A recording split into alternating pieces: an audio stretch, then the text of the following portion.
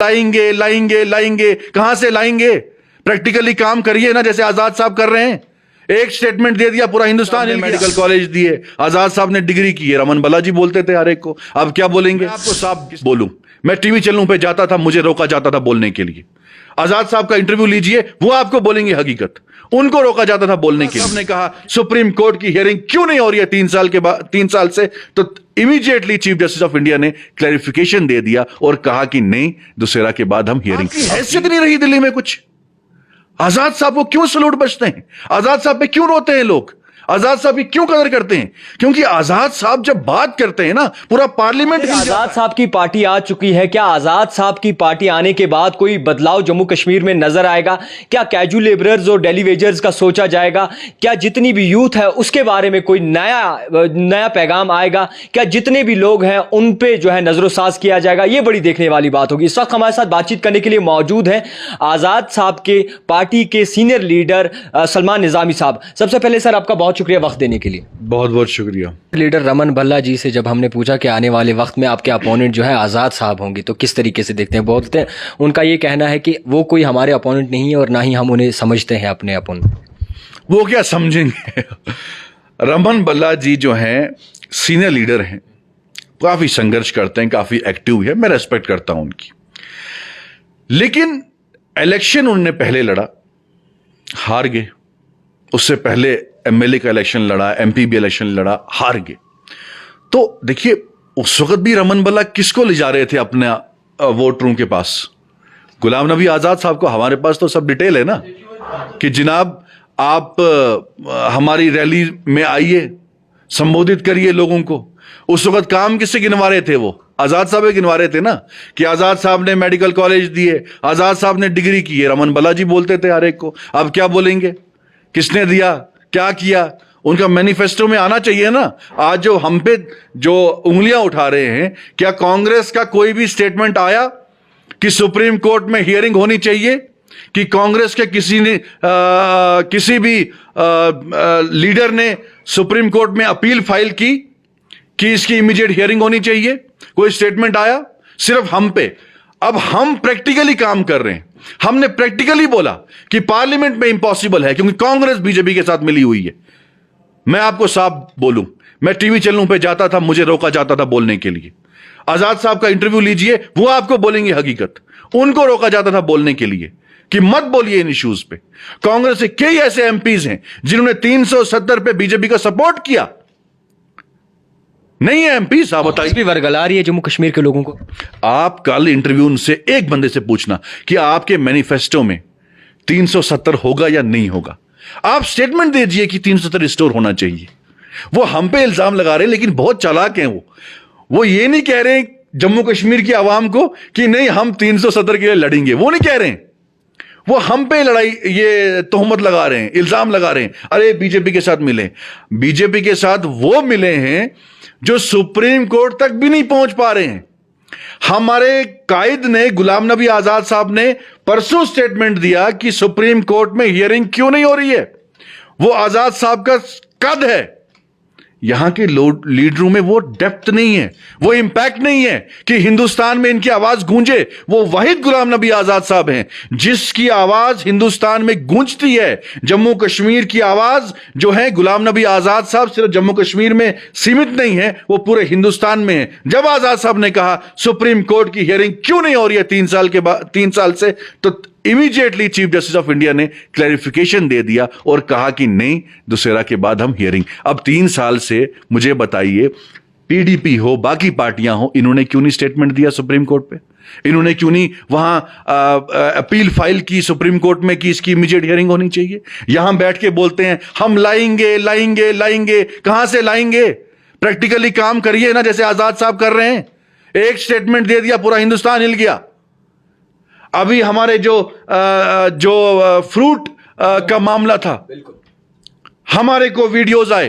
कल आजाद साहब ने 1 बजे स्टेटमेंट दिया, शाम को गवर्नमेंट ने स्टेटमेंट दिया कि हम जी उनको रिलीज कर रहे हैं ट्रक्स को।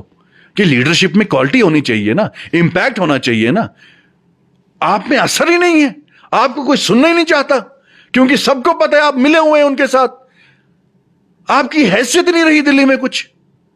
आजाद साहब को क्यों सलूट बचते हैं? आजाद साहब पे क्यों रोते हैं लोग? आजाद साहब की क्यों कदर करते हैं? क्योंकि आजाद साहब जब बात करते हैं ना, पूरा पार्लियामेंट हिल जाता है। जब आजाद साहब लीडर ऑफ द अपोजिशन थे, पूरी अपोजिशन यूनाइट थी। आज कांग्रेस को पूछिए ना, कहां है आपकी अपोजिशन? क्या शरद पवार आपके साथ है? क्या ममता आपके साथ है? क्या केजरीवाल आपके साथ है? कोई कांग्रेस के साथ नहीं। जब आजाद साहब एलओपी थे, सब एक थे। आज छोड़िए अपोजिशन को, आज तो राजस्थान में क्या हो गया, आज तो जो राहुल गांधी के खिलाफ बोलता है, बोलते हैं ये बीजेपी का एजेंट है। आजाद साहब ही बीजेपी के एजेंट हो गए। अब अशोक गहलोत जो प्रेसिडेंट नॉमिनी है कांग्रेस का, उसको भी बोल दिया बीजेपी का एजेंट। ये तो राहुल गांधी जी को आजाद साहब ने रिजाइन नहीं दिया होता, मुझे लगता है राहुल गांधी जी वही बेडरूम की पॉलिटिक्स करते। ये तो आजाद साहब ने उनको दुड़वाना शुरू कर दिया। आजाद साहब ने इस्तीफा दे दिया और वो जमीन पे आ गए। आज दौड़ रहे हैं। जमीन पे काम करना बहुत जरूरी है। आजाद साहब इस उम्र में भी, नहीं तो आपने शगुफे छोड़े थे कि हम प्रेसिडेंट ऑफ इंडिया बनेंगे, हमने आजाद साहब को जी बीजेपी प्रेसिडेंट ऑफ इंडिया बना रही है, वाइस प्रेसिडेंट ऑफ इंडिया बना रही है। तो आजाद साहब को अगर बीजेपी के साथ मिलना होता, कोई फेवर लेना होता, तो हम इतनी मेहनत क्यों करते, इतनी एक्सरसाइज क्यों करते? हम तो आराम से साहब प्रेसिडेंट ऑफ इंडिया, हम भी बोलते साहब को कि भाई आप प्रेसिडेंट ऑफ इंडिया बन जाइए। अगर बीजेपी आपको सपोर्ट करती उस वक्त, तो आपको कांग्रेस भी सपोर्ट करती, बाकी अपोजिशन पार्टीज भी सपोर्ट करती। हमें ये एक्सरसाइज करने की जरूरत ही नहीं थी। हमें जम्मू कश्मीर की आवाम का दुख हम महसूस करते हैं, आजाद साहब महसूस करते हैं, और उन्होंने काम किए हैं, वो आपके सामने है। कोई भी जम्मू कश्मीर का व्यक्ति नहीं कह सकता आजाद साहब ने काम नहीं किया। नेशनल कॉन्फ्रेंस के लीडर ये कहते हैं कि आज़ाद साहब की जो चमक है वो वक्ती तौर है, आज़ाद साहब की पार्टी की चमक आगे कुछ खास नजर नहीं आने वाली। देखिए, नेशनल कॉन्फ्रेंस के लीडर क्या कहें, बाकी पार्टियों के लीडर क्या कहें, ये चमक जो है हमने पार्टी लॉन्च करने से पहले ही दिखा दी। अभी तो आज हमारी पार्टी लॉन्च हुई है, कल लॉन्च हुई है।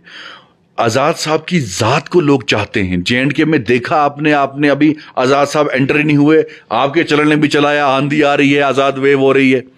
तो जब पार्टी लॉन्च हो गई, अब आगे देखेंगे हम कैसे काम करेंगे। इसलिए परेशानी बाकी पार्टियों को है, क्योंकि आजाद साहब की इमेज क्लीन है।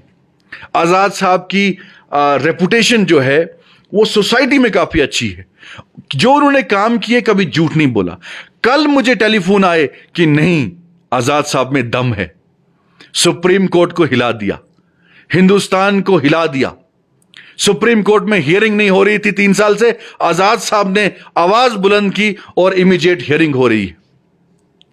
तो इन लोगों को पता है कि आजाद साहब झूठ नहीं बोलते, आजाद साहब प्रैक्टिकली बात करते हैं। हमने कहा हम सुप्रीम कोर्ट में लड़ेंगे, आप हमारे साथ खड़े रहिए। आप उस वक्त जो है, कोई लंदन था, कोई दुबई था, कोई गुलमर्ग था, लेकिन दिल्ली में हम उस वक्त सुप्रीम कोर्ट हो, हिंदुस्तान का पार्लियामेंट हो, वहां सिर्फ गुलाम नबी आजाद साहब लड़ रहे थे। ये सब लोग जो है यहां बैठे थे। और उसके, अब मैं कितने राज इनके खोलूं, उस वक्त ही जम्मू कश्मीर के अवाम के सौदे कर रहे थे।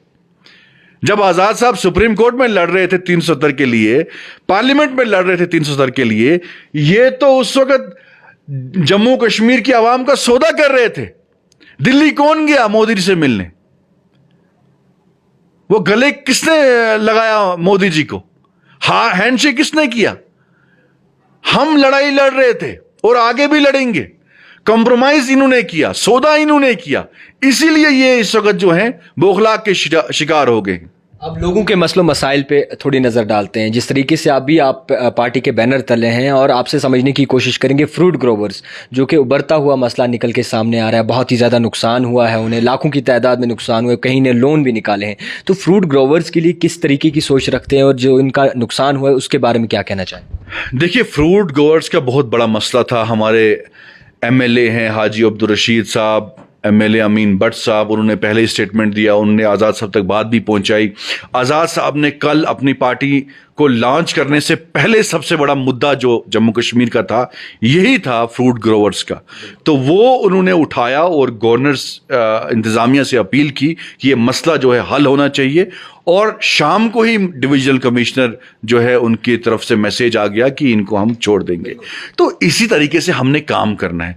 एक लीडरशिप में एक क्वालिटी होनी चाहिए, जो बेदाग लीडर होता है, जो बेदाग चीफ मिनिस्टर होता है, जो बेदाग यूनियन मिनिस्टर होता है, उसको किसी से डरने की जरूरत नहीं है। कोई क्या भी टैग लगाए, ये बीजेपी का एजेंट है, ये वो है, ये है, लेकिन आजाद साहब की शख्सियत जो है वो कभी झूठ नहीं बोलते, उनकी बात में दम है। वो जम्मू कश्मीर की आवाम जानती है कि हिंदुस्तान के पार्लियामेंट में अगर कोई लीडर था जिसने जम्मू कश्मीर के मसले वहां हाईलाइट किए, हिंदुस्तान के पार्लियामेंट को हिलाया, बल्कि पूरी दुनिया को हिलाया, वो गुलाम नबी आजाद साहब थे। और अगर इस मुसीबत में, जिस मुसीबत में भाजपा हुकूमत ने 8 सालों से जम्मू कश्मीर को आवाम को डाला है, इस मुसीबत से सिर्फ गुलाम नबी आजाद साहब उनको निकाल सकता है। कैजुअल लेबरर्स हों, डेली वेजर्स हों, काफ़ी अरसे से संघर्ष करते आ रहे हैं, काफ़ी अरसे से जो है प्रोटेस्ट करते आ रहे हैं, तो उनको लेकर क्या सोच रहे हैं कि आज़ाद साहब? देखिए, हमने पहले ही बोला, कल भी हमारा स्टेटमेंट आया, चाहे हमारी पॉलिटिकल पार्टी हो, हमने ये कहा कि हमने यूथ को एम्पावर करना है, इक्वल शेयर देना है, रिप्रेजेंटेशन देनी है, और उसके साथ साथ जो उनके मसले हैं, जो हमारे साथ जुड़े हैं ना जुड़े हैं, वो सेकेंडरी सवाल है। लेकिन हमने as leader of the opposition Azad साहब हों, एज यूनियन मिनिस्टर हों या एज चीफ मिनिस्टर हों, जो कैजुअल लेबर से वो तो लगाए आजाद साहब के दौर में लगे थे। और हमें यही दुख है, वो बार बार मैं हर टीवी डिबेट में कहा हूं, मैंने कहा है वहां, हर टीवी डिबेट में कहा है, जो प्रोटेस्ट हमने दिल्ली में किए, हमने बार बार ये कहा है कि जो आजाद साहब ने कैजुअल लेबर्स लगाए थे उनको भाजपा सरकार ने निकाला। लेकिन जब हमारी सरकार होगी, मैंने पहले भी आपको इंटरव्यू में कहा था कि कोई भी जम्मू कश्मीर का नौजवान आपको ना कश्मीर की सड़कों पे दिखेगा, ना जम्मू की सड़कों पे, किसी भी धरने पे नहीं दिखेगा। इसका मैं वादा करता हूं। और हमने जम्मू कश्मीर के यूथ के लिए काम करना है, उनके रोजगार के लिए काम करना है, ड्रग्स के खिलाफ काम करना है। यूथ को हमने गन की तरफ नहीं, पेन की तरफ बढ़ाना है। हमारा यूथ जो है उसमें काफी पोटेंशियल है जम्मू कश्मीर, पूरे हिंदुस्तान में सबसे इंटेलिजेंट हमारा जो यूथ है, जम्मू कश्मीर का यूथ है। मैं देखता हूं जो इंटरेक्शन आते हैं, कुछ लोग मेरे साथ भी आर्ग्यूमेंट करते हैं, चाहे ट्विटर हो, सोशल मीडिया में हो, लेकिन मैं जवाब देता हूं, क्योंकि आज का यूथ जो है वो यूथ नहीं है जो आप वो समझते थे कि अरे ये तो बेवकूफ है, ये मेरे रैलियों में आ जाएंगे, मेरे नारे मारेंगे तो ये। लेकिन आज अवेयर हो चुके हैं, आज सबको पता है कि गुलाम नबी आजाद साहब क्या हैं, कोई बाकी कौन दूसरे लीडर क्या हैं। इसलिए हम यूथ के लिए काम करेंगे। और सलमान निजामी खास तौर पे, अगर आजाद साहब चीफ मिनिस्टर बने, चाहे मुझे चीफ मिनिस्टर ऑफिस के बाहर धरने में भी बैठना पड़े, मैं जम्मू कश्मीर के यूथ के लिए बैठूंगा। और जो चाहे कैजुअल लेबर्स का मसला हो, हम हाईलाइट करेंगे पार्टी के माध्यम से भी, जो हमने पार्लियामेंट में कोशिश की, ऑन रिकॉर्ड है। काफी यूथ आपको बोलेंगे भी कि हम जो मेरे पास आया, हमने पार्लियामेंट में भी उनकी आवाज उठाई और पार्टी में भी आवाज उठाएंगे। लेकिन अगर हमारी हुकूमत आएगी, ये सब मसले हम रिजॉल्व करेंगे। प्रायोरिटी बेस पे आप 3 महीने में देखेंगे ये सब मसले हम रिजॉल्व करेंगे। खैर, बहुत शुक्रिया वक्त देने के लिए। हमारे साथ बातचीत करने के लिए मौजूद थे सलमान निजामी साहब। जिस तरीके से इन्होंने अपना मौक़िफ़ रखा और जिस तरीके से रद्द-ओ-अमल रखा कि आते वक्त में किस तरीके के बदलाव आएंगे अगर आज़ाद साहब जो है वो चीफ मिनिस्टर बनते हैं। आप देखते रहिए द टाइपराइटर जावेद खान के साथ।